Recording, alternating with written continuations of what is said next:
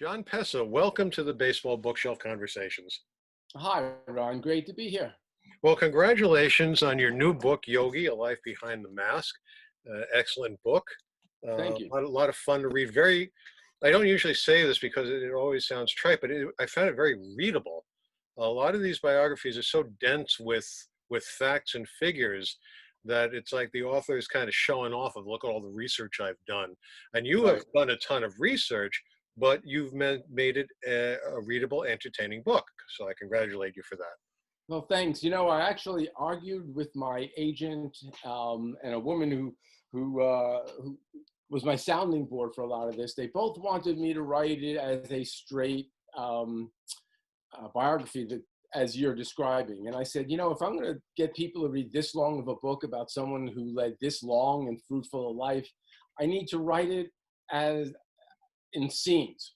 That's I think that's far more interesting than just telling people, what happened. Okay, And wait a minute. What do you mean by a straight biography? Because this appears to be a straight biography. oh yeah, okay, a more traditional biography, as you're saying, somebody stacked with facts, which are great. A lot of attribution. He said, according to New York Times, according to San Francisco Chronicle, according to WABC, and it reads like a good newspaper story. Mhm. I find, and I thought that this needed to sound more, a lot closer to a movie, and trying to just put scenes in instead of the straight research way of doing it. So that's why I chose to write it in the present tense and in kind of, I mean, this is how I would write a novel, except that these, all the characters are, factually correct, hopefully. Now, one of the things I noticed that when an author writes a biography, especially of an older subject, I mean, older meaning going back farther in time, Sure. what kind of liberties do you take with dialogue and conversations that these people have? Because you're obviously not in the room. Right. Most times, these people are not recording their conversations. So how does that work? Um, that's a great question. And actually, I taught journalism 2 years, and we argued about whether how to do this right. And I think in terms of the facts and the names and just the real gist of every scene or every dialogue comes from either people's interviews with them that I know who have given me their interviews, and that happened a fair amount, newspaper stories, magazine stories, a lot of video interviews. So you got it straight from the person. Yogi wrote 2 autobiographies, so I got things from there. And also finding people like Bonnie Morse, who is Carmen's sister, who was in the room. And she's still sharp and 91 years old. And I also found 3 of Yogi's childhood friends, who 2 of them who grew up on Elizabeth Avenue. So they were helpful. In terms of the liberties, is what I would call furniture. Is hi Ron, how you doing? Well, maybe Yogi said hi Ron, how you doing a little differently, but he basically greeted the person when he walked into the room. Those are the kind of liberties that if it wasn't um, one of the things that has to be true to that, what I call this kind of furniture, is that it has to be in the right tone. It has to be the way the person talked. But in terms of just a generic, how are you doing, or Yogi walked in and said hello, I think I can take that liberty. I'm going to assume that Yogi said hello when he met somebody, when he met a friend. One of the things you must have heard along your path after the book came out, Yogi Berra is certainly one of America's great characters, beloved by sports fans and non-sports fans alike. As you mentioned in the book, you may not know baseball, but you know Yogi Berra. Right. Uh, have you ever had the question, why another biography about Yogi? Oh yeah, absolutely. With the very first person being Lindsay Berra, his granddaughter, who I knew from ESPN magazine, worked together for a long time, and she said, why another book on Grandpa? And I said, I got to tell you 3 reasons, in no particular order, but one, he was my father's favorite player. My father always described the player who was a dynamic catcher. I don't remember Yogi until he was 1960, and he was the left fielder for the Yankees, and and then a platoon left fielder. So I never saw the player that my father saw and just filled my head with all the way through. I also think that Yogi's persona obscures how good he was as a player, but also really what kind of person he was. And he was such a different person. People think of Yogi Berra and they think he's funny and he's gregarious. And if I pronounce that wrong, right, but talkative. And, Yogi off the field, everyone from the time he was a little kid to the people who knew him right at the end said, Yogi off the field was kind of a quiet guy, listened a lot, joined in, but was not a really talkative person. So I think his persona really overshadowed who he was both on and off the field, and that's why I decided to do it. Yeah, you mentioned his granddaughter. One of the things that I don't know if appreciated is the right word, but the way you talk about his family, the way you talk about his sons, and the troubles they've had during their lifetimes, particularly, and this is personal to me, Yogi lived in my town. Right, Montclair. I met him on occasion. I didn't know him, he didn't know me, but I met him on occasion. And one time, when we went to Cooperstown, I was in Cooperstown for one of those Cooperstown symposiums. And my wife and daughter, who was about 2 years old at the time, came up to join me. And there was a photographic exhibit, huge pictures, one of which included a huge headshot of Yogi. So I plopped my daughter down in front of the picture, took a picture of her in front of him. And somewhere along the line, I found out an address to send it to. And I said, would you please be so kind as to sign this to my daughter? And I got a letter back from LTD Enterprises. Okay, it was that time. Right. You know where this is going, Sure saying did. that we do not sign anything for nothing, basically. Right. Right. I think you were very fair in your assessment of the children, and I want to know if you heard anything back from them on or are any members of the family on what they thought of the book. My two best sources in the family were Carmen's sister, Bonnie, who I talked to almost the entire 4.5 years that I did this book, and her son, who was Yogi's godson, Steve Mahfood, and kind of a semi-person in the family, Joe Garagiola Jr. But I think they basically agreed with what you did, that it was fair.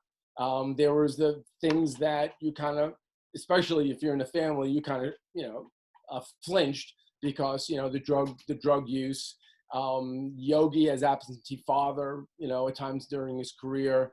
But it is what it is, and these things happen, and they're the ones who told me the stories. But for interrupting, but to be fair, in those days, most ball players who had kids were absentee fathers. Oh, yes. Let's be fair to Yogi. Yes. Yeah. I mean, so being a celebrity parent is tough. Being a celebrity kid is tough. Mm-hmm. You're expected. I mean, one of the things I really found interesting was Timmy's decision to play football, not baseball. Timmy was the middle of the three, and might have been the best athlete of the three. And he was supposed to be an exceptional baseball player. He did not want to be in his father's shadow. So he didn't want to hear every time he hit a home run, Tim Berra hit a home run like his father, Yogi Berra. So he played football. The irony of that is that he would score a touchdown and it would still be cast in a Yogiism or, some reference to Yogis. I mean, Yogi towered over their lives. And every time, if they were going to play athletics, Yogi was going to be on the field with them. And that's a tough way to grow up. And, as a player, you're leaving in mid-February, you're coming back in what the Yankees in those days, mid to late October. And even on home games, you're sleeping, especially Yogi, being a catcher trying to get his rest, you're sleeping, and then you're leaving to go to the ballpark. So you're not seeing your kids for a good 8-9+ months out of the year. And that's a tough life. So, I think everyone struggles. I think every profession, everyone who aspires to, trying to do something with their career has to think about, okay, I'm not going to spend this time with my family, but this is the life I can give to them. And I think Yogi, especially as a depression kid, really thought that, about that, his role as a provider, that was paramount. That's And exactly what I was thinking, provider. yeah, exactly. And he was a hell of a provider for his family. I mean, he got top dollar for his contract, especially after Carmen came on the scene. He got married in 48, so 1949 is their first season together. 1949-50 is their first off season together, and that's the first season that Yogi Berra holds out. And then 1951 comes and they hold out there. And you're talking about Yogi at that point is the best and most important player on this team, and he's not at your spring training for half the spring training. So after doing that for 2 times around, I think the Yankees got the notion that the Berra, the Carmen Yogi combination was not going to let him go on the field unless they got what they wanted. I think people forget how good a player he was. Everybody, of course, thinks of Mickey Mantle Right. and Right. the pitching staff that they have with Whitey Ford and some of the other players. But if you look at Yogi's raw statistics, I mean, 285 does not seem like a tremendous batting average. The number of home runs he hit doesn't seem like. But then you put it in perspective of both his position and those days And the error. Right. and the air, as well as how often he played. Now, you're right that he played in a fantastic amount of games behind the plate, which had to have taken its toll. He was how many times All-Star? I know he's a 3-time MVP. 17-time All-Star. Yeah. Which is amazing, Right. especially. I mean, I think the comparison was, I think you mentioned it when Carmen met Mickey Mantle for the first time, and commented about how gorgeous he was. Right. And you've got this little gnome of a catcher, with all the Beauty and the Beast cracks from. Right. And which I'm sure they grew very, very tired of hearing about. So talk a little bit about Yogi the player. So I grew up as a baby boomer in New York area, and my favorite player, like everyone else's, is Mickey Mantle. And the common perception is that you go from Joe DiMaggio to Mickey Mantle. The reality is that the first 3 years of Yogi's career is the last 3 years of DiMaggio's career. He plays half a year in one of those, and he bats 263 in the other one. He's not Joe DiMaggio anymore for those 3 years. Yogi Berra is the best player on the team. Mantle comes up in 51. He doesn't become Mickey Mantle until 1955, 56. So, you're looking from 49 to 53 when they win 5 straight championships, and the best player on that team hitting 25 to 30 home runs every year, 100 to 120 RBIs every year, bats 280 to 320, every year, and averages 141 games behind the plate, 20 doubleheaders, back-to-back doubleheaders in September and August. And this guy is like, those 5 years are as good as anything you're going to see in baseball. And he has 5 rings to show for it. One of the things that really impressed me, I mean, I sat down with Don Larson for a couple of hours before one of the Old Timers games. And of course, we ended up talking, a long time about the perfect game. I said, so tell me what it was like to catch a perfect game with Yogi. He said, I threw 97 pitches. Yogi called every one of them, didn't shake a single one of them off. Wherever Yogi put his mitt, I hit. And he goes, I was in the zone, Yogi was in the zone, we threw a no-hitter. And, the word we kind of like caught me. It's like, it's not I threw a no-hitter.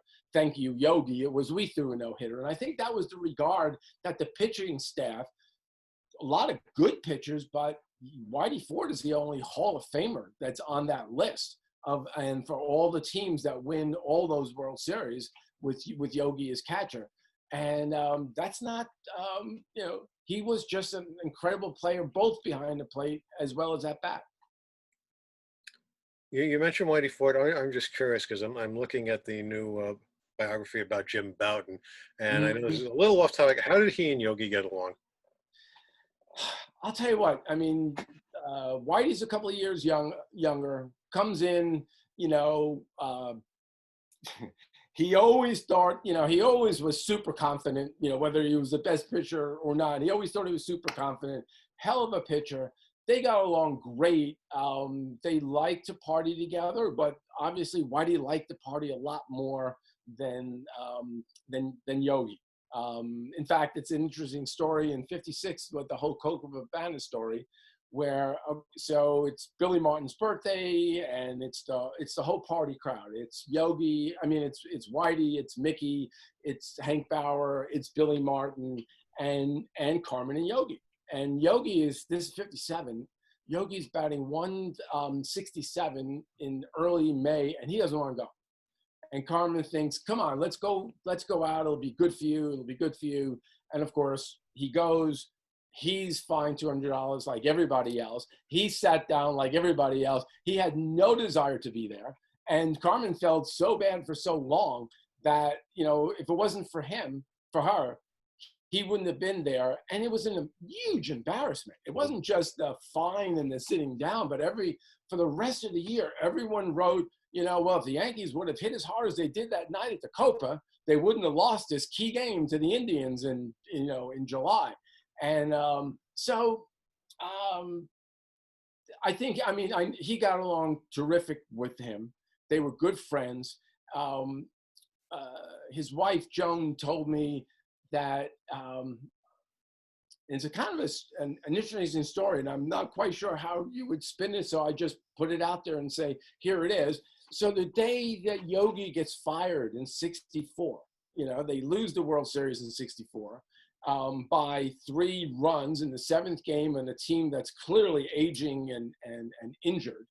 And Yogi gets fired, and the night he gets fired, they go out to dinner with Mantle and Merle, I mean the Mantles, and Joan and Whitey Ford.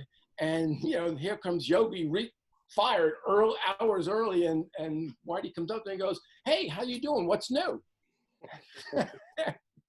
Yeah, I guess maybe that was his way of lightening Yogi up or lightening the mood, but they were good friends. They were very good friends. You mentioned the amount of time it took you to write this book, and I've always been curious. I don't know where that stands, and I know some writers take 10 years to write a book. Right. Personally, I've done my books in less than a year. But Mm-hmm. what do you do? This is going to sound not the way I mean it. What takes so long? Yeah, well, that's what my editor and publisher keep saying too. No, I'm not kidding. Yeah, the books were supposed to be done in, you know, this book was supposed to be done in 2.5 years, but it was also supposed to be about 110,000 words. And, you know, as I dug into it and said, how are you, and it was supposed to be definitive, you know, the definitive Yogi bio covers everything. I said, how can I cover everything in any kind of depth in 110,000 words? So we've discussed how I write, and that it's scenes and dialogues. Those take a lot longer to report because I'm recreating, you know, images. So I got to tell you what, you know, the furniture, what the room looked like, the size of the room, who was in the room, what they were wearing, what they sounded like. Not all of those, but a lot of those. And that just takes a long time. And there's a lot of people who, not everyone wants to spend this much time with you. So to find the people that will sit there and tell you all the intricate details. I remember in my first book, Steve Fear, Don's brother, was one of the key negotiators in 2002 when they finally broke the streak and didn't have a strike or a lockout.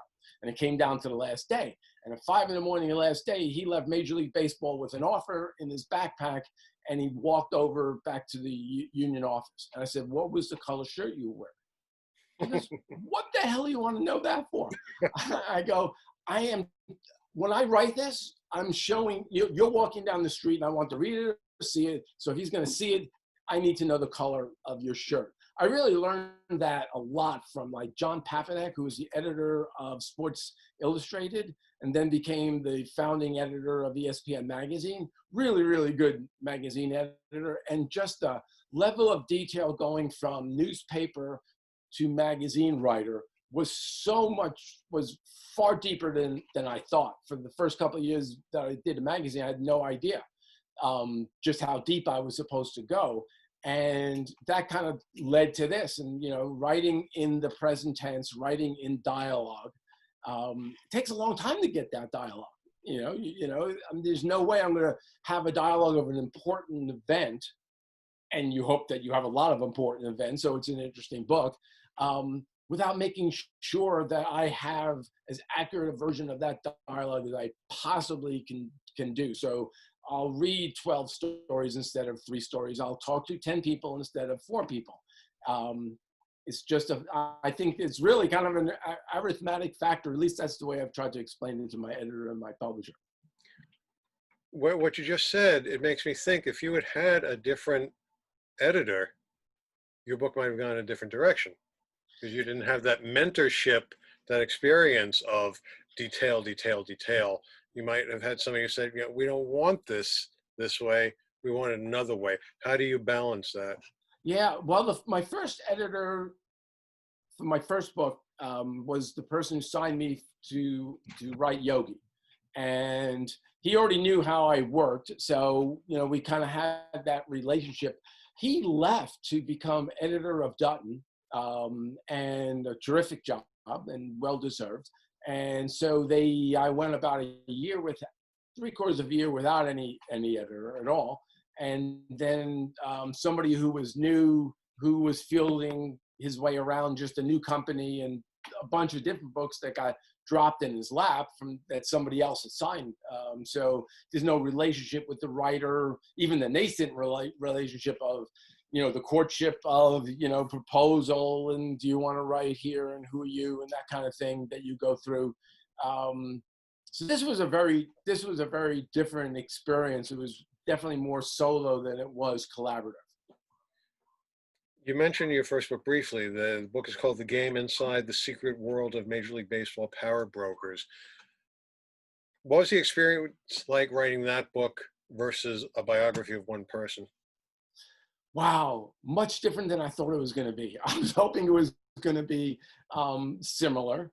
And the first book was kind of like, I wrote it as, which I have to have my head examined, essentially biographies of Bud Selig, George Steinbrenner, and Don Fehr woven together to tell the story of their times through and doing it chronologically. And that was just like, sometimes I thought, I was more of a gymnast than I was a writer. But I felt like I kind of had known, had the idea of how to do a biography, and I did, but this was much deeper. And Yogi was just such a deep character from, growing up on the Hill, very ethnic part of, Italian part of St. Louis, and what that life was like. My first book is 1990. I'm alive and 40 something years old and 38 years old, and I'm a sports editor, and I covered all this material, and I know the players, and I know where they are, and I know what's happening in, so there's context, because this is history, and you put it in the context of what else is going on in the country. 1925 was when my father was born, and so it took a lot longer to get the idea of, the feeling that I knew what living in 1925 was like. That was hard. What being at war was like, to really feel that, what Yogi felt sitting in a boat 300 yards off, the coast as an 18-year-old at Normandy, the very first line of anything that makes it to Normandy, what that must have been, that's just mind-blowing to me. And it just took, I talked to a lot of people. One of the really interesting things about this is there were the number of people who some served with Yogi, some were just in World War II, heard I was doing this book, knew that Yogi was in the war, and just wanted to, especially the ones that knew him, wanted to tell me forget all the rest of it, just wanted to tell me what the war was like and what Yogi was like being there. So that's called being lucky, but those came, and a couple of them came early, 2 of them came late, and they were, that takes a long time, to try to, when I write, I'm sorry, I might be rambling, but when I write, I kind of want to feel like I'm the person that I'm writing about. So when I'm looking at, whether it's on the baseball field and I'm embarrassed after, the Bill Bevins game of not, the throw, he didn't get the guy at second base stealing, and the next guy gets a walk and a hit, and boom, the no-hitter's gone in 1947. What it must have felt like to sit in the Yankee clubhouse as, a 21-year-old catcher on a gigantic stage. I mean, there's nothing bigger than a Yankee Dodgers World Series in the 50s. And you know, beyond the two of them were basically fighting tears the whole time they're talking to the press, and what that feels like, you know. And that takes a lot of trust from other baseball players who really go that deep into their emotions. So I guess that's another part of why this took so long. When you get, you're well along your way, you think you're almost done, you get another piece of information. How do you weigh whether it's important enough to go back, fit it in, or just go with what you've already got? I'll tell you what, one big answer, one small answer. Small answer is if it's something that is like, boy, this is really interesting, but I'm late. I mean, I can only push these people so far before they say, you know, Jon, I'm sorry, we're done. So that the publisher wins.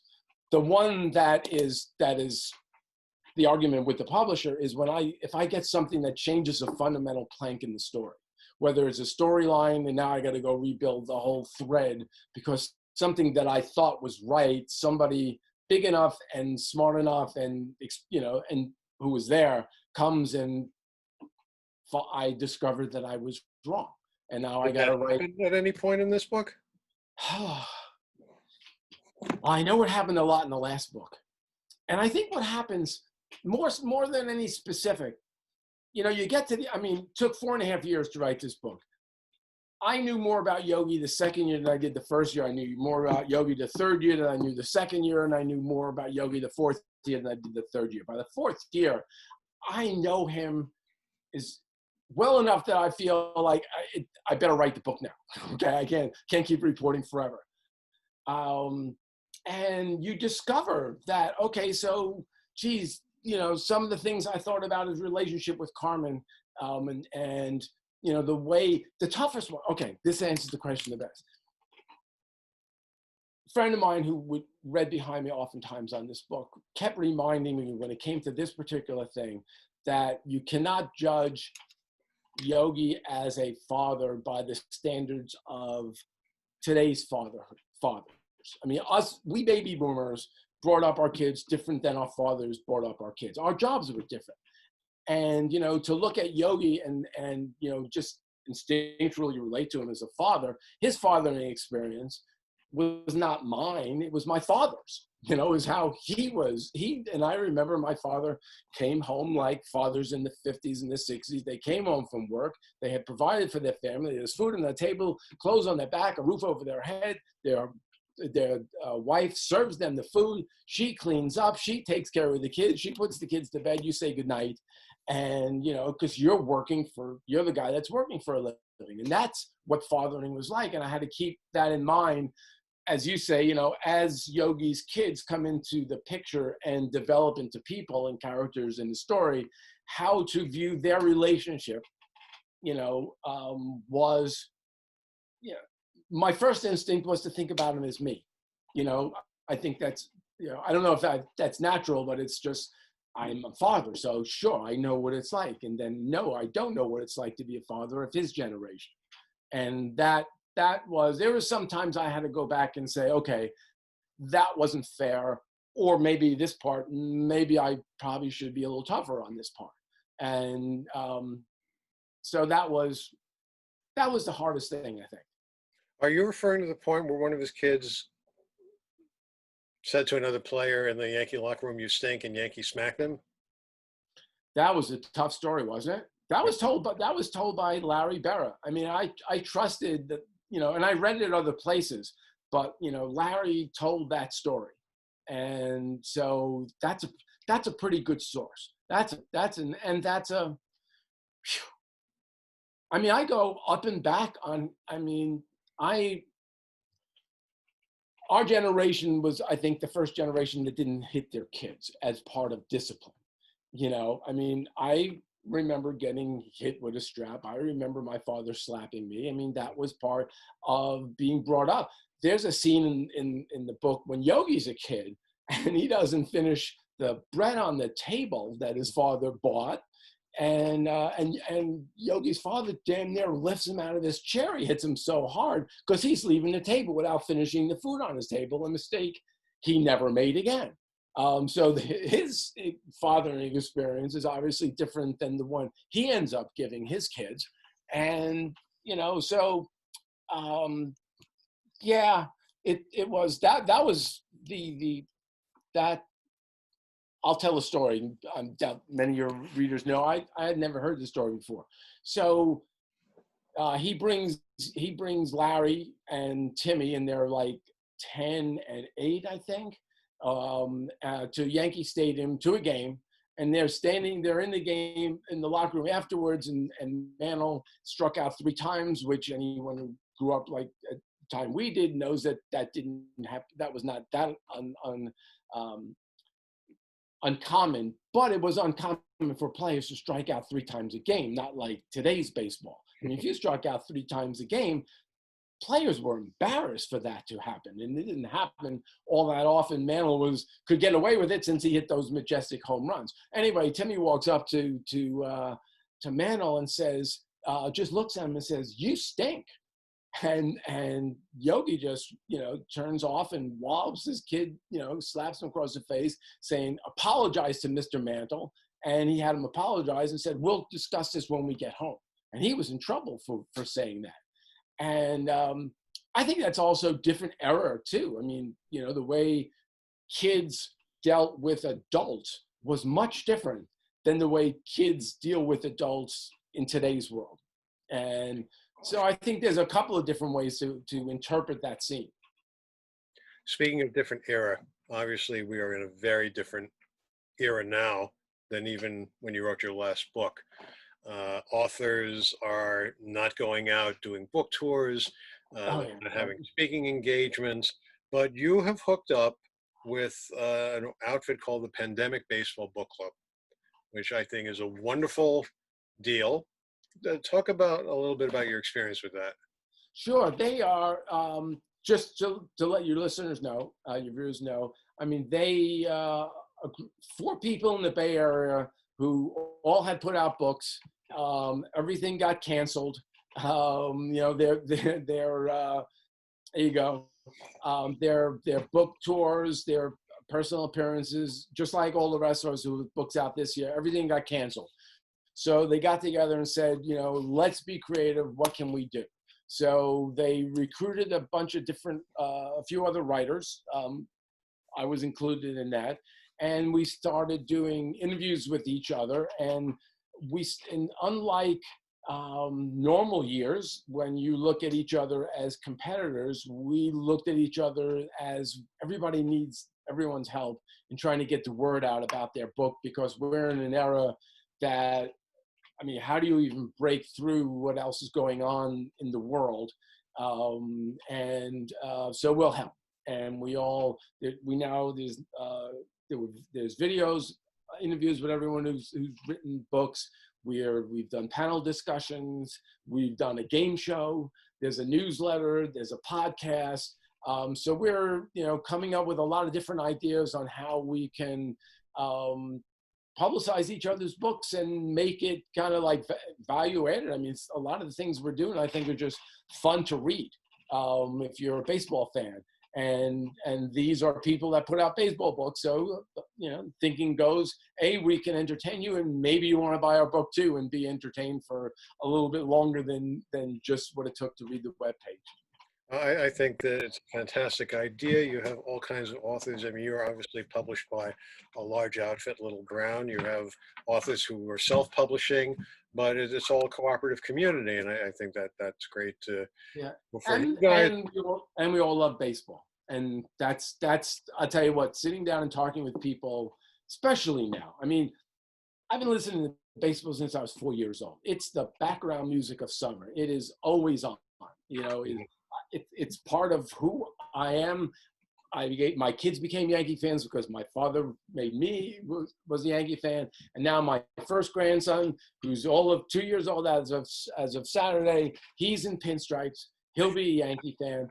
It bonds you together in a way that no other sport. I was a sports editor for a dozen years, No other sport bonds people together and generations together the way baseball does. It just doesn't happen. So that's part of it too. We have been talking with Jon Pessah, author of the great new book, Yogi, A Life Behind the Mask. Jon, thank you very much for talking with us today. Be safe and good luck with the book. Ron, thanks. It was an absolute pleasure speaking with you.